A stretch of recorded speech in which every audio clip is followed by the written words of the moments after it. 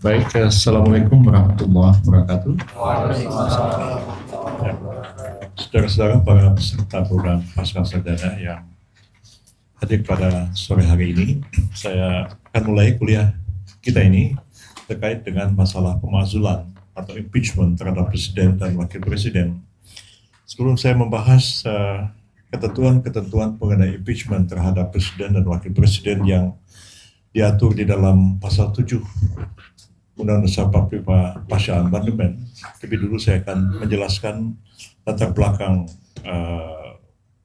impeachment terhadap Presiden di dalam UUD 45 sebelum terjadinya amandemen terhadap Undang-Undang Dasar 1945, yang ketika itu kita masih mempunyai Undang-Undang Dasar 45 yang terdiri atas 3 bagian: pembukaan, batang tubuh, pasal-pasal, dan penjelasan. Dan pasal-pasal mengenai impeachment itu lebih banyak diatur di dalam penjelasan UUD 45, tapi kita ada TAP MPR juga yang mengatur tentang masalah itu. TAP MPRS juga bahkan di awal peralihan dari pemerintahan Orde Lama kepada pemerintahan Orde Baru, dan kita diperkaya oleh 2 kali pengalaman pemakzulan atau impeachment terhadap Presiden yang dilakukan terhadap Presiden pertama kita, Bung Karno, dan kemudian juga pemakzulan terhadap Presiden ketiga kita, Presiden keempat ya, yaitu Presiden Abdurrahman Wahid pada tahun 2001 kalau nggak salah pada waktu itu. Nah, di dalam Undang-Undang Dasar 45 yang lama itu diatur bahwa pemberhentian Presiden itu dilakukan oleh Majelis Permusyawaratan Rakyat dengan didahului memorandum oleh Dewan Perwakilan Rakyat, karena Presiden dianggap sungguh-sungguh telah melanggar haluan negara. Jadi dalam sistem UUD 45 yang lama itu, Presiden dipilih oleh MPR sebagai penjelmaan seluruh rakyat Indonesia. Jadi kita menerapkan indirect demokrasi sejalan dengan sila Pancasila yang mengatakan bahwa permusyawaratan kerakyatan yang dipimpin oleh hikmat kebijaksanaan dalam permusyawaratan dan perwakilan. Yang konsisten dengan itu kita menganut sistem demokrasi tidak langsung. Kita mempunyai 2 lembaga perwakilan, yaitu DPR dan MPR, dan MPR itu terdiri dari anggota-anggota DPR ditambah dengan utusan dari daerah-daerah dan utusan golongan-golongan menurut aturan yang ditetapkan dengan undang-undang. Jadi Presiden tidak dipilih langsung, tapi dipilih melalui Majelis Permusyawaratan Rakyat, dan karena itu Presiden tunduk dan bertanggung jawab kepada Majelis Permusyawaratan Rakyat. Dan sistem itu lebih simpel karena Majelis Permusyawaratan Rakyat menyusun apa yang disebut dengan garis-garis besar haluan negara, GBHN, dan GBHN itu dimandatkan kepada Presiden untuk dilaksanakan dalam waktu 5 tahun. Jadi praktis sebenarnya Presiden itu tidak mempunyai program umum, karena program umumnya itu dibuat oleh rakyat sendiri melalui Majelis Permusyawaratan Rakyat dan dimandatkan kepada Presiden terpilih untuk dilaksanakan. Dan karena itu Presiden disebut sebagai mandataris MPR, karena itu dia bertanggung jawab kepada MPR. Dan apabila dalam pelaksanaannya Presiden diawasi oleh Dewan Perwakilan Rakyat, dan kalau Dewan Perwakilan Rakyat berpendapat bahwa Presiden itu melanggar garis-garis besar haluan negara, maka DPR itu dapat mengingatkan Presiden dengan satu memorandum oleh TAP MPRS, dan TAP MPR disebutkan memorandumnya itu 2 kali, dan kalau sudah 2 kali diperingatkan, Presiden harus menjawab. Ya, yang menjawab itu adalah Presiden sendiri. Makanya pada waktu Bung Karno dimintakan pertanggungjawabannya oleh MPRS akibat terjadinya kemerosotan ekonomi, sosial, dan politik, dan terjadinya peristiwa G30S tahun 1965, maka pada waktu itu disampaikan 2 kali memorandum kepada Presiden, dan kemudian MPR mengadakan sidang istimewa untuk meminta pertanggungjawaban Presiden. Ada pidato 2 kali, pidato Bung Karno namanya Nawaksara, yang kemudian ada pelengkap Nawaksara, tapi 2 kali pertanggungjawaban presiden itu ditolak oleh Majelis Permusyawaratan Rakyat, lalu kemudian Bung Karno diberhentikan sebagai presiden. Tapi sebelum diberhentikan itu ada tahap MPRS yang mencabut status Bung Karno sebagai presiden seumur hidup. Itu pernah terjadi juga dalam sejarah kita ya. Meskipun Undang-Undang Dasar 45 itu mengatakan presiden itu memegang jabatan selama 5 tahun dan sudah itu dapat dipilih kembali. Tapi pernah terjadi dalam sejarah pada tahun 1960 MPRS itu menetapkan Bung Karno sebagai presiden seumur hidup. Tapi tahun 67 itu dicabut oleh MPRS dan setelah dicabut lalu kemudian dimintakan pertanggungjawaban dengan 2 kali memorandum dari Dewan Perwakilan Rakyat dan ditolak pertanggungjawabannya, maka kemudian Bung Karno diberhentikan sebagai presiden. Dan sesudah diberhentikan itu sistem yang lama memungkinkan MPRS itu menunjuk seorang pejabat presiden karena tidak ada wakil presiden pada waktu itu. Bung Hatta sudah mundur tahun 1956 di bawah Undang-Undang Dasar sementara tahun 1950 pada waktu itu. Dan sejak kita dekret kembali ke UUD 45 tahun 59, praktis Bung Karno tidak mempunyai wakil presiden. Dan ketika terjadi impeachment tahun 67 itu, maka Bung Karno diberhentikan, tidak ada wakil presiden. Maka wakil presidennya itu siapa? Siapa yang jadi? Maka MPRS memutuskan untuk mengangkat seorang pejabat presiden, yaitu Jenderal Soeharto. Pada waktu itu pengemban Super Semar disebut sebagai penjabat presiden sampai diselenggarakannya pemilihan umum BRIC yang direncanakan pada tahun 1971. Dan memang 71 itu ada pemilu dan kemudian Pak Harto itu sebagai pejabat presiden dikukuhkan oleh MPR, bukan lagi MPRS, hasil pemilu sebagai presiden pada tahun 1971 itu. Jadi lama prosesnya ini berjalan, ya. Hanya pada Bung Karno terjadi pemakzulan atau impeachment pada waktu itu, dan pada Pak Harto sendiri tidak terjadi pemakzulan. Ya, saya sudah terlibat sebagai pelaku sejarah pada waktu itu. Akibat terjadinya krisis moneter tahun 1997, ya, terjadi kegoncangan ekonomi yang luar biasa. Ya. Dan kita tahu bahwa kalau terjadi krisis ekonomi itu cuma tinggal nunggu waktu aja, dia akan pasti berambat ke krisis di bidang politik. Ya, selalu akan terjadi seperti itu fenomenanya. Dan karena memang terjadi krisis moneter yang sampai hari ini belum sepenuhnya diungkapkan dari sudut historis apa sebenarnya penyebab latar belakang semua itu. Tiba-tiba saja moneter kita itu kolaps, ya. Pada waktu itu kita mempacking uang berapa rupiah per dolar, tapi kemudian diambangkan dan tiba-tiba dari 2.500 naik jadi 15.500 sehingga praktis orang nggak bisa ngitung. Kalau kita beli ini handphone misalnya $1.000 dengan kurs 2.500, tiba-tiba hari ini dolar sudah menjadi 500.000. Gimana kita mau menjual handphone ini? Panik semua, kolaps, berjatuhan bank-bank perontok, pemerintah keluarkan BLBI segala macam, dan sampai hari ini soal BLBI itu masih menyisakan masalah besar bagi kita. Dan akhirnya krisis itu berujung pada desakan kepada Presiden Soeharto supaya mengundurkan diri. Tapi pada waktu itu tidak dilakukan impeachment terhadap Presiden, memorandum 1-2, ya. Tapi karena memang desakan yang begitu kuat, akhirnya tidak punya pilihan, ya, Pak Harto akhirnya mengundurkan diri tidak di hadapan Majelis Permusyawaratan Rakyat, bukan juga karena impeachment, ya. Saya waktu itu harus berpikir keras bagaimana caranya menyusun skenario presiden itu berhenti hanya dalam waktu hitungan jam. Jadi jam 9.30 malam saya berdua dengan Mensesnek pada waktu itu Pak Saadillah Mursyid, ya, menghadap Pak Harto melaporkan situasi terakhir, ya. Jadi saya masih maghrib itu Pak Harto panggil saya dengan Pak Saadillah Mursyid yang mengatakan di luaran ada rumors bahwa menteri-menteri akan mundur. Katanya dipimpin sama Pak pada saudara Ginanjar Kartasasmita, kata Pak Harto.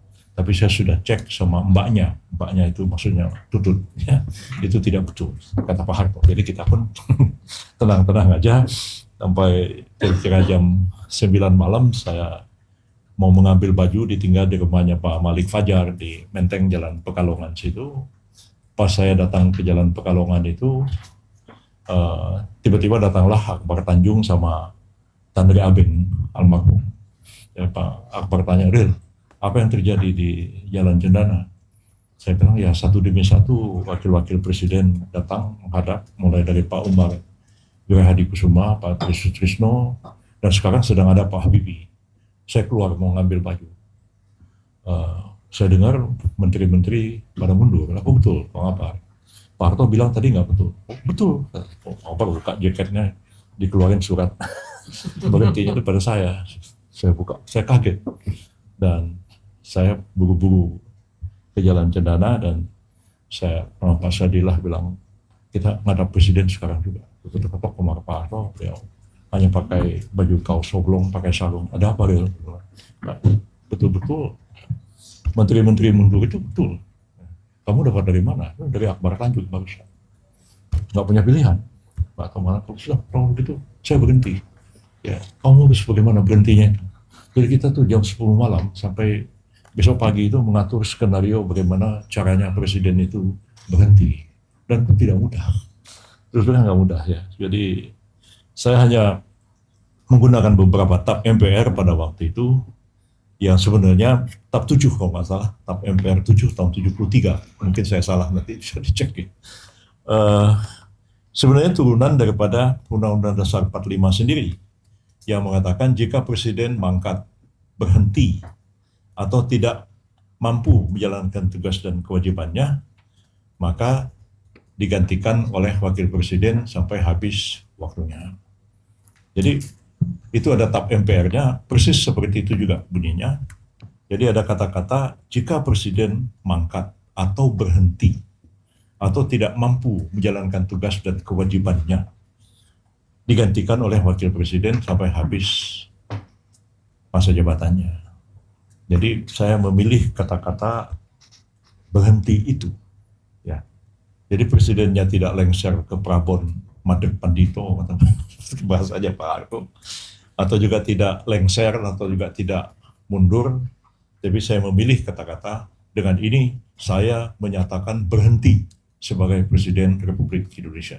Bisa dilihat teks pidato dan diri itu karena Pak Harto tidak mundur di hadapan MPR, ya. Karena sidang MPR tidak mungkin. MPR pada waktu itu di bawah kontrol atau dikuasai oleh para demonstran, publik, mahasiswa, pelajar, penuh gedung MPR sampai ke atap-atapnya itu. Tidak mungkin akan ada sidang MPR dalam situasi seperti itu. Lagi pula kita berpikir, andai kata Pak Harto pada waktu itu menulis surat kepada MPR, saya mohon berhenti, MPR bisa sidang, belum tentu MPR mengatakan, ya setuju. Kalau MPR bilang, jangan berhenti Pak Harto, terus apa yang terjadi? Itu juga masalah yang kita harus pikirkan pada waktu itu. Jadi bukan mengundurkan diri, mohon berhenti, tapi sepihak menyatakan, saya menyatakan berhenti sebagai presiden. Dan konsekuensinya dengan berhenti itu maka wakil presiden saat itu juga harus disumpah sebagai presiden. Dan itu tidak diatur di 45 tapi diatur oleh tab 7 tahun 73 itu.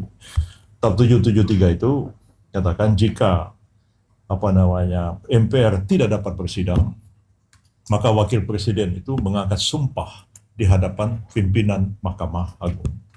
Jadi kita harus menghubungi Pak Sarwata pada waktu itu, pimpinan Mahkamah Agung, minta supaya beliau datang ke istana, lengkap pimpinan dengan toga Mahkamah Agung, tapi saya tidak beritahu ada apa.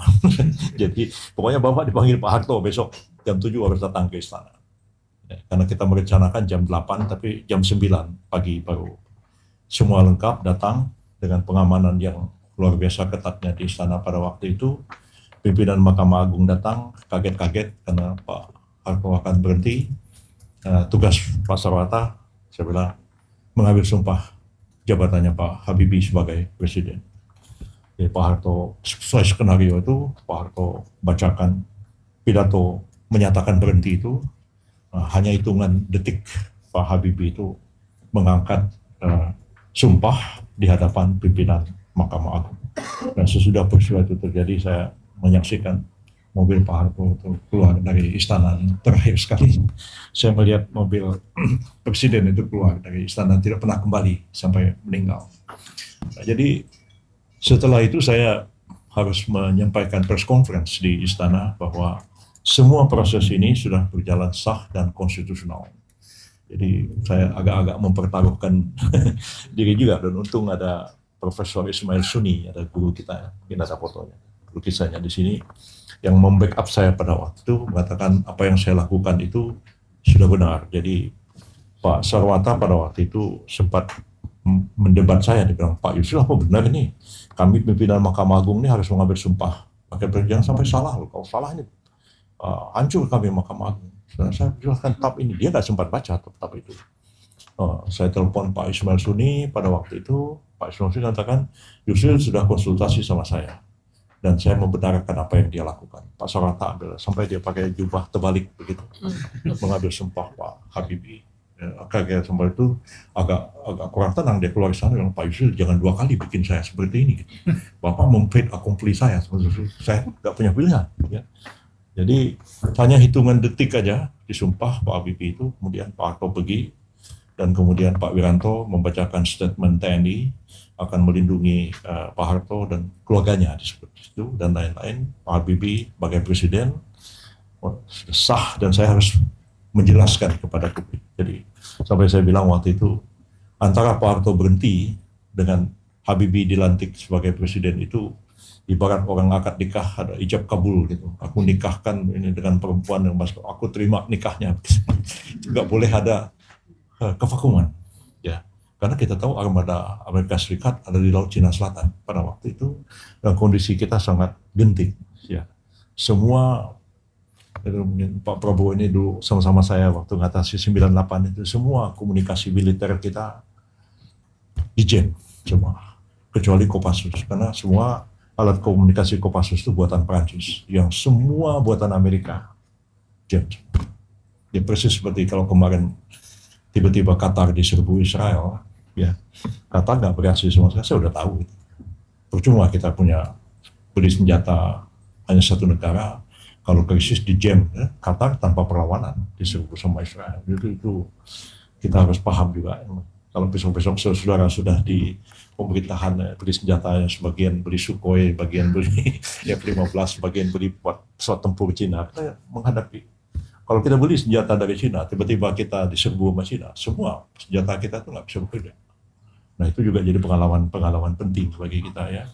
Perang sekarang ini perang teknologi, ya. Bukan seperti Pak Dirman dulu kita perang gerilya ya. Kalau sekarang ini kita perang gerilya masuk hutan, hutannya sudah rusak semua, nggak bisa makan juga dalam hutan itu. Jadi ini peristiwa terjadi pada waktu itu ya. Pak Harto berhenti, jadi tidak terjadi impeachment atau pemakzulan pada Pak Harto. Tapi Pak Hartonya sendiri berhenti. Ya, berhenti, dan otomatis Wakil Presiden Habibie pada waktu itu dilantik menjadi atau mengambil sumpah sebagai presiden di hadapan pimpinan Mahkamah Agung, dan saya mempertaruhkan diri saya mengatakan bahwa itu adalah sah. Ya. Jadi perdebatan sengit ya, karena para profesor hukum beda-beda pendapat mengenai persoalan ini.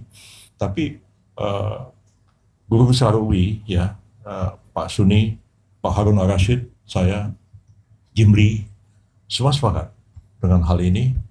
Tapi yang menentang Guru Besar Unhas, Profesor Muiz, Profesor Gede Atmaja dari Universitas Udayana. Ada juga satu yang ngeyel sekali sampai bikin Pak Suni marah, gitu. Profesor Dimyati Hartono dari Universitas Diponegoro. Tapi Pak Suni lama-lama dia marah, dia muncul di TV. Dia bilang, itu saya peringatkan saudara Dimyati Hartono. Saudara itu jangan banyak berkomentar soal pemberhentian presiden. Saudara itu guru besar hukum laut. Jangan terlalu banyak turun ke darat. Kata Pak Suni, udah marah-marah dia kan. Jangan terlalu banyak turun ke darat katanya. Memang dia guru besar hukum laut. Jadi itu urusan saya sama Yusril, kata Pak Ismail Suni. Jadi persoalan itu selesai. Yang politiknya panjang ya, Pak Emil Salim marah, Pak Subroto marah, Ali Sadikin semua marah. Ya, tapi saya marah, apa salahnya Pak? Pak Harto itu salah dia berhenti begitu? Bukan, kenapa Habibie? Ya itu salah Pak Emil, saya bilang. Saya tahu itu Pak Emil Pak Harto pernah mengajak nawarin Pak Emil jadi wakil presiden, tapi Pak Emil nggak mau. Akhirnya Habibie yang jadi wakil. Saya bilang, tugas saya kan jaga konstitusi. Ya, saya bilang ada kata hantu aja yang jadi wakil presiden, itu kan saya urus bagaimana dia jadi presiden. Jangankan Pak Emil, itu salah Pak Emil sendiri itu gitu. Itu cerita aja kalau lucu aja gitu.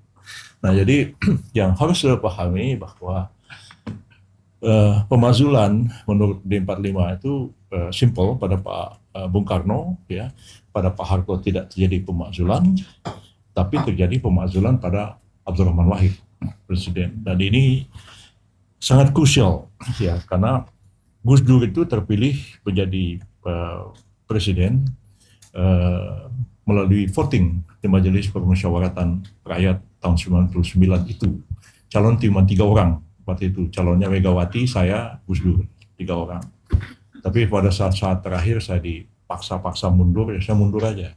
Walaupun saya tahu sebenarnya 2 orang itu tidak memenuhi syarat sebagai presiden dan wakil presiden. Karena saya tahu jam 8 pagi MPR tutup pencalonan, jam 10 pemilihan. Saya tungguin, saya sudah menyerahkan semua berkas. Dan saya jam 8 tidak ada 1 orang pun mendaftar. Gus Dur tidak, Megawati juga tidak. Tiba-tiba sidang dibuka, Amin Rais bilang, calon ada 3, dan 3-3 telah memenuhi syarat. Dan saya kaget. Tapi sesudah saya mundur itu saya cek, ternyata di MPR, Gus Dur maupun Megawati tidak menyerahkan satupun bekas-bekas pencalonan. Ada KTP misalnya, ada surat tim penguji kesehatan, ada tidak bebas G30S gitu-gitulah, kelakuan baik segala macam. Dan itu memang agak susah ngurusnya karena kelakuan baik dari Kapolri, ya, tidak pilot, tidak punya utang, harus sebagai ketua Mahkamah Agung, saya urus semua, surat-surat itu lengkap. Maka tidak ada satupun. Jadi ya sudahlah, itu yang terjadi. Akhirnya dengan voting. Padahal menurut TAP MPR pada waktu itu, kalau hanya ada 1 calon yang memenuhi syarat, maka dia harus disahkan secara aklamasi. Cuman saya nggak mau ngotot aja lah, itu udahlah. Nggak nasib awal lah jadi presiden kan. Jadi itu terjadi, jadi Gus Dur terpilih. Cuman Gus Dur setelah terpilih ini memang banyak masalah Gus Dur itu. Kabinet sebentar diupati kan, wah macam-macam lah. Ribut sama DPR dibilang teman kanak-kanak apa segala macam. Akhirnya jadi ketegangan, dan waktu itu ada 2 kasus yang cukup bikin heboh, yaitu Bulog Gate dan kasus Brunei Gate. Ya, ada sumbangan dari Sultan Brunei yang nggak jelas kemana, ada juga kasusnya Bulog, nah sehingga itu dijadikan dasar untuk melakukan impeachment terhadap Presiden Abdurrahman Wahid. Tapi apa reaksi Gus Dur? Nah, dalam sidang kabinet, Gus Dur mengundang semua menteri, ya, Gus Dur, terus Bu Mega, saya ada di sebelahnya sebagai Menteri Kehakiman pada waktu itu. Dan Gus Dur mengatakan bahwa kalau MPR itu mau impeach saya akan duluin, saya akan keluarkan dekret membubarkan DPR-MPR. Saya udah nasihati Gus Dur, jangan. Gitu ya. Ya, bagaimanapun Pak Gus Dur ini dipilih jadi presiden oleh MPR itu. Bagaimana Anda Pak Presiden mau mendekretkan membubarkan DPR-MPR, nanti akan panjang ceritanya. Kalau sudah begini, sudah ada memorandum pertama pada waktu itu dikeluarkan, dan sudah dikeluarkan, suruh saya yang jawab, saya nggak mau. Ya celaka ini kalau saya jawab memorandum. Akhirnya saya nggak mau, ya debat sama Gus Dur, ya akhirnya di stop sidang kabinet, saya keluar, saya udah pulang. Jadi waktu saya pulang itu saya dihadang sama tiga tentara, SBY, Agung Gumelar sama Widodo AS. Ya, jangan cepat-cepat jalannya. Saya udah mau cepat-cepat pulang. Ya percuma juga, paling juga saya dipecat sama Gus Dur. Itu benar itu ngomong gitu, nggak mau gitu presiden. Katanya Pak Agung Gumelar, jadi saya bilang, ya kenapa tadi nggak bilang gitu ya? Kita tentara, kita nggak bisa bilang gitu. Ya tapi Anda benar, karena berani ngomong begitu ya. Tapi resikonya saya dipecat, ya memang saya dipecat. Akhirnya Pak Lopa yang menggantikan saya, yang menjawab memorandum di sidang MPR itu. Tapi tetap ketika Gus Dur keluarkan dekret, MPR bersidang malam itu, malah Gus Durnya dicopot oleh MPR. Jadi terjadi pemakzulan di situ memang. Nah, jadi untung setelah terjadi pemakzulan itu tidak ada langkah pidana yang ditujukan kepada presiden. Sebab bagaimanapun langkah mendekretkan membubarkan DPR MPR itu merupakan satu langkah kudeta sebenarnya, ya, langkah makar menurut hukum pidana kita. Sebab bisa juga ada satu tindakan revolusioner, ya. Kalau revolusi yang berhasil, dia menciptakan hukum yang sah. Itu teorinya Evo Jennings, ya.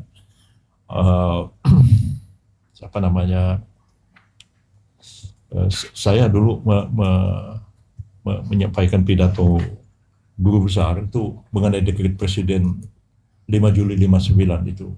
Kan selama ini kita diajari bahwa dekret presiden 5 Juli 59 itu karena Noodstadrecht dan Staatsnoodrecht itu yang selama ini diajarin ke kita.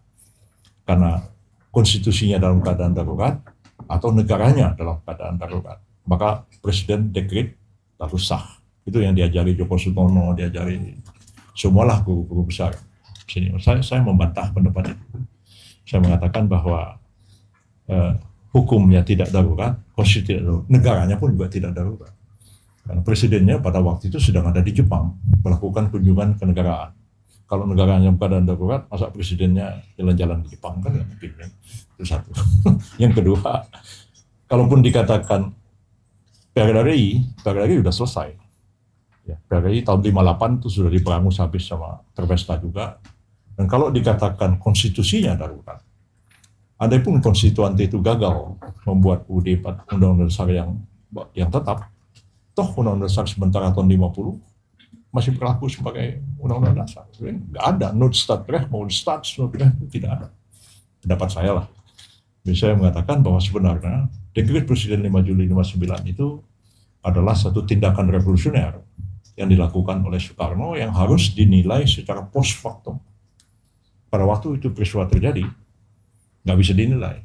Kalau dia berhasil mempertahankan dekret itu dan diterima oleh rakyat, maka dekret itu menjadi sah. Itu saya sampaikan kepada Gus Dur sebelum dia mengeluarkan dekret bubarkan MPR. Jadi saya bilang, kalau presiden setuju, ya, kalau presiden membubarkan MPR dengan dekret, ya, dan itu didukung oleh seluruh rakyat, maka revolusi yang jaya menciptakan hukum yang sah, konstitusi yang sah. Nah, tapi saya katakan di sini ada Panglima TNI, ada Pak Widodo AS, ada Menko Polhukam Jenderal Susilo Bambang Yudhoyono. TNI menolak dekret ini. Jadi tolong Pak Presiden pertimbangkan ini. Beda dengan tahun 59. Tahun 59 itu kondisi memang sudah dibikin sebegitu rupa oleh Jenderal Nasution. Ya. Konstituante sedang bersidang, konstituante sih menurut saya nggak gagal. Saudara-saudara nanti bisa lihat di koleksi saya di Depok, itu ada seluruh notulen sidang konstituante dari sidang pertama sampai terakhir ada disimpan di situ di Depok, ya. Ini bisa saudara baca nanti. Konstituante tidak gagal. Konstituante itu sudah 90% menyelesaikan tugasnya. Hanya Bung Karno mau melaksanakan demokrasi terpimpin yang tidak mungkin terlaksana dengan selesainya konstitusi yang dibuat oleh konstituante. Demokrasi terpimpin hanya mungkin dilaksanakan di bawah UUD 45 yang memberikan kekuasaan begitu besar kepada presiden dan tidak ada check and balances. Dan Jenderal Nasution berkepentingan dengan hal itu karena dia mau menerapkan dui fungsi ABRI. Nah, dui fungsi ABRI tidak mungkin dapat dilaksanakan di bawah Undang-Undang Dasar baru yang dibuat oleh konstituante. Jadi ini ada kepentingan Soekarno dan kepentingan Nasution bersama-sama. Dan Pak Nas waktu ngajar Pak Nas dulu ngajar di jurusan HTN, ngajar hukum sejarah ketatanegaraan. Saya tanya soal Pak Jenderal Nasution senyum-senyum aja. Ya. Jadi memang iya. Ya. Makanya kembali ke UUD 45. Itu bukan satu Noodstadrecht atau Staatsnoodrecht, tapi itu betul-betul merupakan sebuah revolusi hukum. Diterima dan dikondisikan oleh oleh tentara, ya. Karena Pak Nas mengumumkan SOW, ya, Staat van Oorlog en Beleg, tahu kan, negara dalam keadaan darurat. TV belum ada zaman itu, radio dikuasai pemerintah, pers dibredel. Jenderal Sution perlakukan jam malam di Jawa Barat.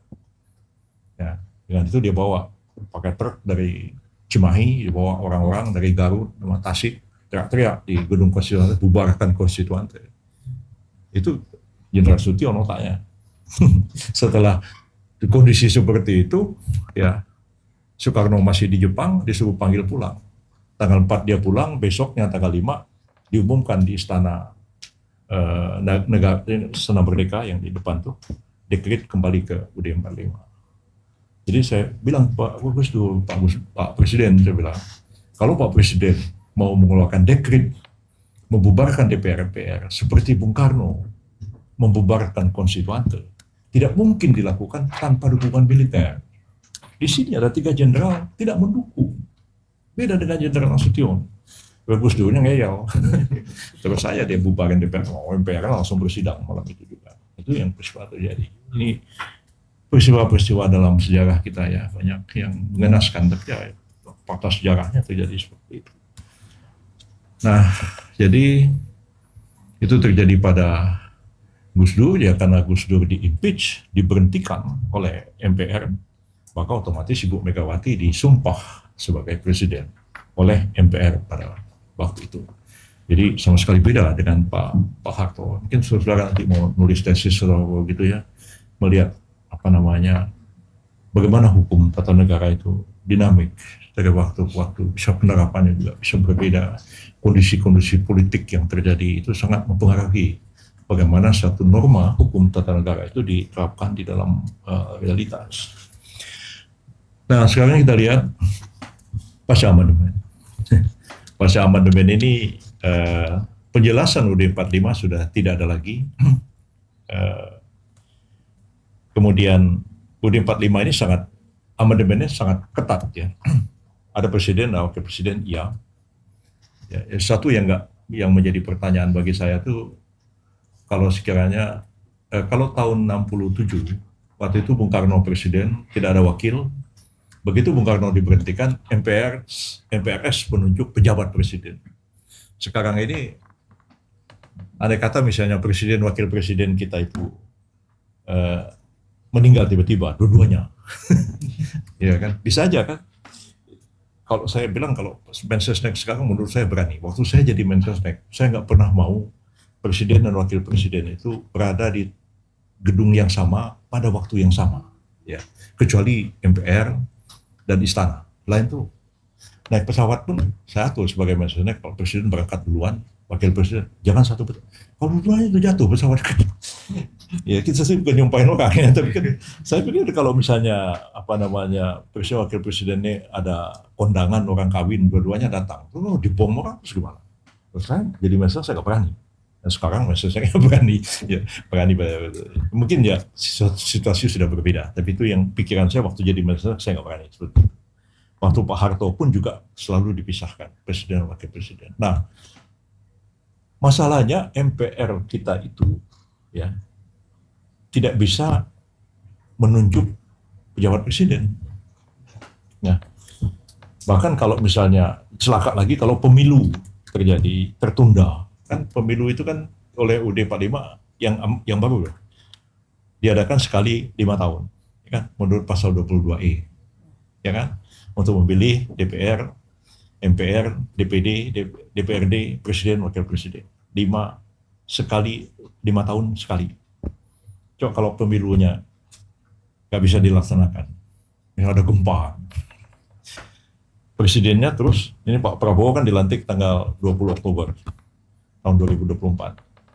20 Oktober 2029, jam 12:01, dia bukan presiden lagi. Tiba-tiba, pemilu belum selesai, siapa yang bisa memperpanjang masa jabatan presiden? Nggak ada. Siapa yang bisa nunjuk pejabat presiden? Nggak ada juga. Nah, itu sedikit problema. Kalau saudara pelajari UUD 45 hasil amandemen itu, ya mungkin banyak bagusnya, tapi banyak juga kelemahan-kelemahannya. Kalau dulu bisa diatasi dengan tap-tap MPR, Sekarang nggak bisa. Tap MPR udah nggak ada lagi. Ya, bukan lagi sebagai satu bentuk peraturan perundang-undangan menurut Undang-Undang 12 tahun 2011 tentang pembentukan peraturan perundang-undangan. Nah, jadi itu hal yang perlu dipikirkan. Mudah-mudahan sih tidak terjadi begitu ya. Yang selanjutnya, setelah amandemen ini, pasal 6, pasal 7, dan lain-lain itu, presiden dan wakil presiden. Presiden dan atau wakil presiden. Kata-katanya begitu. Ya. Artinya, dua-duanya bisa di-impeach bersamaan. Bisa juga presidennya di-impeach, bisa juga wakil presiden. Karena kata-katanya dan atau. Banyak di pasal 7. Presiden dan atau wakil presiden dapat diberhentikan oleh Majelis Permusyawaratan Rakyat apabila ya melakukan tindak pidana berupa segala macam. Saya dulu lupa salah satu, korupsi, ya, pengkhianatan terhadap negara, kemudian apa tadi? Ya, perbuatan tercela. Ya, nah, pasal 7A ya.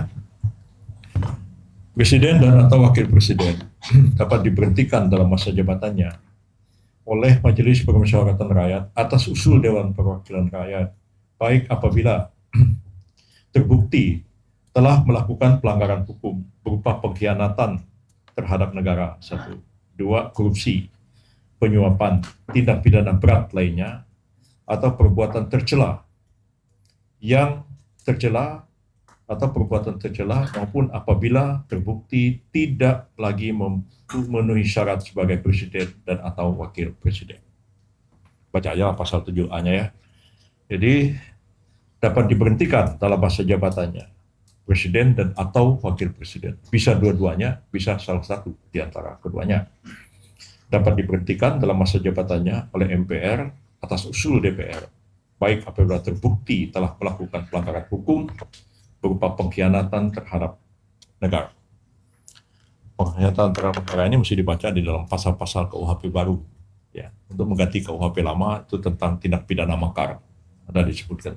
Jadi seperti yang tadi saya katakan, kalau Gus Dur itu mengeluarkan dekret membubarkan DPR MPR, kalau dia tidak berhasil mempertahankan keputusannya itu, dia bisa diadili sebagai orang yang melakukan makar berdasarkan pasal KUHP yang sudah nggak berlaku lagi, pakai KUHP baru lagi sekarang ini. Ya. Lalu kemudian korupsi, penyuapan, ya.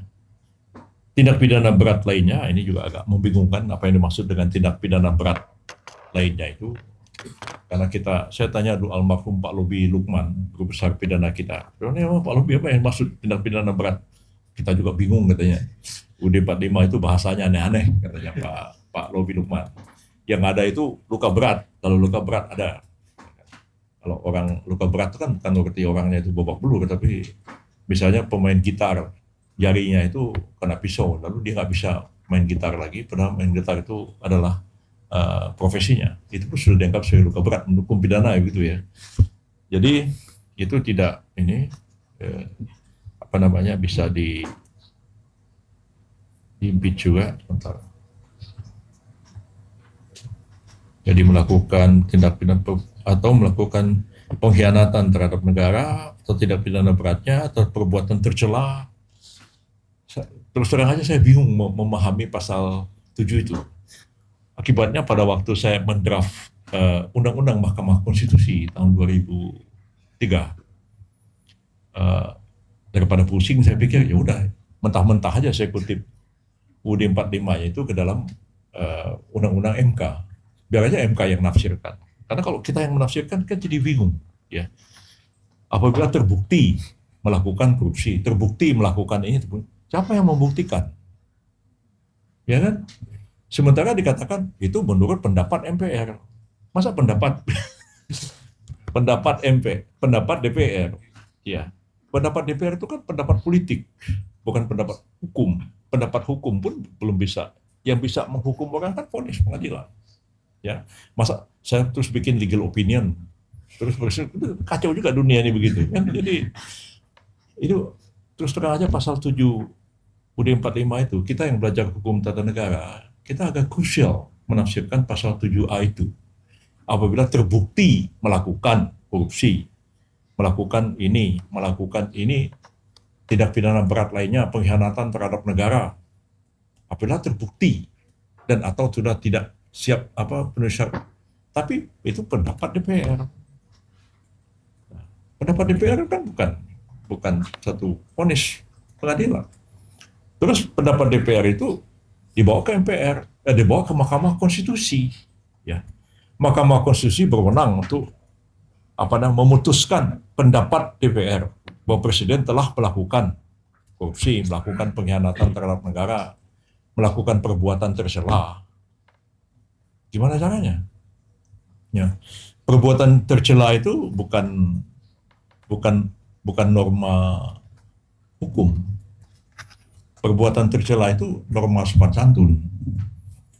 Ya kan? Kalau di Madura orang sholat Jumat nggak pakai peci itu tercela. Ya kan begitu. Jadi apa lantas presidennya lagi pergi ke Madura sholat Jumat nggak pakai peci terus bisa diimpeach karena melakukan perbuatan tercela. Kan begitu. Jadi kan aneh gitu. Jadi campur aduk antara norma hukum dengan norma sopan santun. Ya. Jadi dan itu pendapat DPR. Pendapat DPR itu kan diatur dalam tatib. DPR itu ada usulan bahwa Presiden telah melakukan perbuatan tercela. Terus dibawa ke sidang paripurna yang dihadiri oleh 2/3 anggota DPR minimal dan keputusan diambil 2/3. Presiden telah terbukti melakukan perbuatan korupsi. Tapi membuktikan gimana? Membuktikannya lah pendapat DPR. Kan aneh ini pasal-pasal ini begitu ya. Jadi saya pada waktu itu karena dibatasi oleh waktu bahwa MK itu sudah harus terbentuk selambat-lambatnya tanggal 15 Agustus tahun 2003.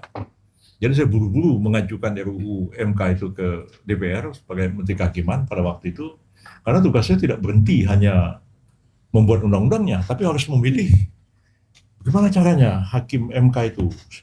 Ya udah Wali Songo aja kita bilang 9 orang aja. 9 orang sama mau 11 orang, pokoknya yang penting ganjil. Itu kan suka-suka pemerintah sama DPR aja kan.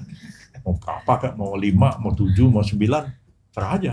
Ya kita udah sepakat 9. Gimana cara rekrutnya? Saya pikir gimana caranya? Jadi kita ngarang-ngarang aja. Ya udah 3 diajukan oleh Presiden, 3 diajukan oleh DPR, 3 diajukan oleh Mahkamah Agung. Jadilah 9 orang yang Sakti Mandrobuno itu. Nah, jadi 9 orang itulah yang memutuskan. Nah, kalau seperti ini ada impeachment, pendapat DPR, tapi bisakah satu lembaga peradilan mengadili pendapat? Nah, problem juga saya kira. Nah, saya khawatir betul nanti kalau kan sampai hari ini belum pernah pasal 7A itu diterapkan dalam kenyataan. Tapi kalau diterapkan, apa tidak akan menimbulkan banyak sekali persoalan-persoalan hukum yang tidak kita bayangkan sebelumnya akan terjadi. Nah, jadi kalau sudah ada impeach seperti itu dengan alasan-alasan tadi, ya kalau menurut pasal 7A dan seterusnya itu, kalau MK membenarkan pendapat DPR itu, maka dikembalikan kepada DPR, dan DPR akan serahkan kepada MPR untuk memutuskan apakah akan dimakzulkan atau tidak presiden atau wakil presiden itu. Nah, belum ada prakteknya, jadi kita belum bisa ngomong apa-apa, ya terserah MPR. Karena kalau kita melihat pada praktek di Amerika Serikat, itu tidak selalu.